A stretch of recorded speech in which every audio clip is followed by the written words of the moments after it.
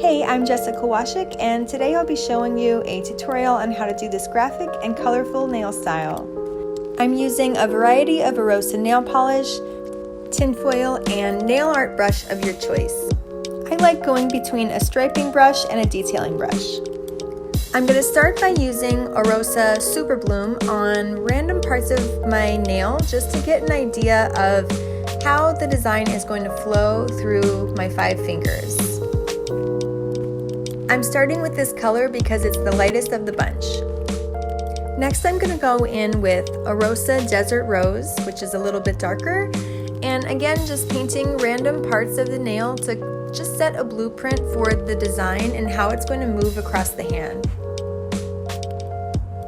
I recommend during this part just really going with the flow and creating shapes that feel right or that inspire you in some way. Next, I'm going to use Orosa Saguaro, which is a beautiful deep green, and again we're just going to be painting random spots throughout the nail. These shapes don't have to be crisp or clean, we're just setting the foundation for the design. Now we're going to go in with Orosa Onyx, which is a beautiful saturated opaque black, and I am going to be using my larger striping brush because I like to get natural long strokes on the nail. I think that the difference in brush size helps the design as a whole. So we're going to go in between the colors that we already color blocked on our nail, and we're going to block them off and divide them freehand using wispy strokes. And this is really what makes this design come to life. Next, we'll be going in with our smaller size nail art brush, and this is to just get all of the lines clean as can be, and including adding little details that we maybe weren't able to get using our larger striping brush.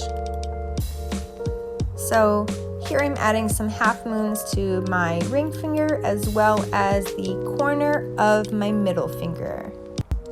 One thing I love about Orosa polishes is that they're very saturated, so you're able to go in and really clean up the lines. Here I'm using pink just to really sharpen that black line. And I'm going to go in again with black and just tighten it up and make it everything super sharp.